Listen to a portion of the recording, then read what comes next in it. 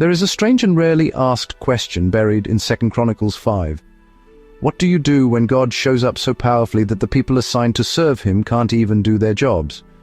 The priests walked out of the holy place and couldn't go back in. But why?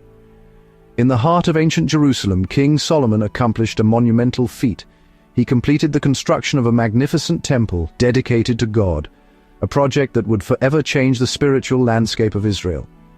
This was not just any building, but a sacred space, envisioned to be the dwelling place of the Almighty among his people.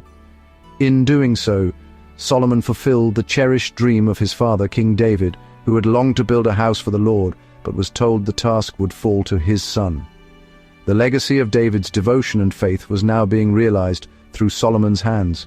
For 7 years, thousands of skilled artisans and laborers worked tirelessly, shaping stone and overlaying wood with pure gold. Their craftsmanship produced a structure of breathtaking beauty and strength, intended to be a permanent home for God's presence among the Israelites. This temple marked a profound turning point in Israel's history. No longer would worship be centered around a portable tent, the tabernacle, carried through the wilderness. Now the people would gather at a lasting sanctuary, a place of unity and reverence in the heart of Jerusalem. Solomon carefully gathered treasures and sacred objects that his father David had dedicated to God, placing them in the temple's secure vaults. Every detail was prepared with reverence, as the nation readied itself for the momentous occasion of welcoming the divine presence. All of Israel watched in awe as the final touches were made. The temple, gleaming atop Mount Moriah, stood as a beacon of hope, faith, and the fulfillment of God's ancient promise to his people. With every stone in place and every treasure secured, the nation held its breath, waiting for the moment when God's glory would descend and fill his new house, forever transforming the spiritual life of Israel. With the temple finally completed, its magnificent structure stood as a testament to faith and devotion. The people of Israel gazed in awe at the sacred site, knowing it would soon house their most treasured symbol. King Solomon summoned all the elders of Israel, tribal leaders, and heads of families to Jerusalem for a momentous occasion, a sacred procession unlike any before. The Ark of the Covenant, revered as the earthly throne of God, was carefully lifted by the priests. They carried it from the city of David, where it had rested, to its new home in the temple. Only the priests and Levites, chosen and consecrated for this holy task, could approach the ark.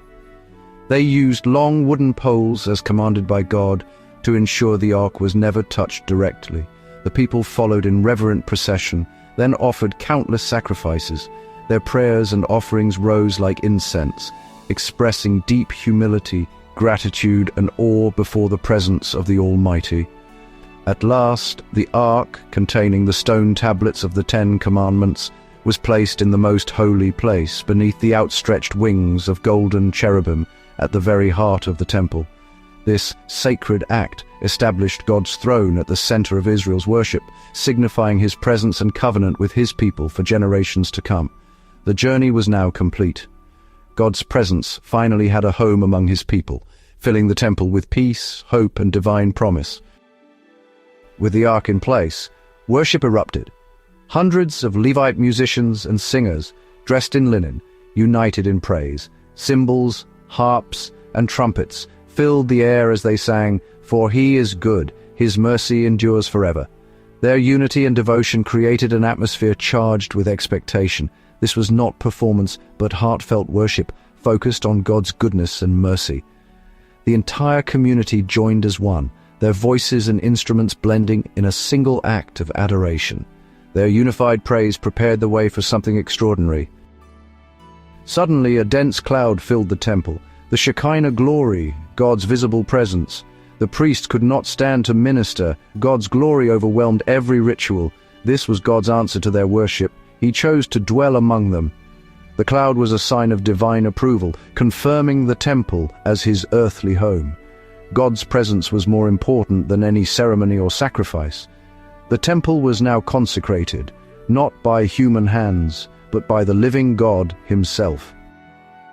The story of Solomon's temple is more than just ancient history. It points beyond itself, reaching forward through the centuries to Jesus Christ, the fulfillment of all its promises and symbols.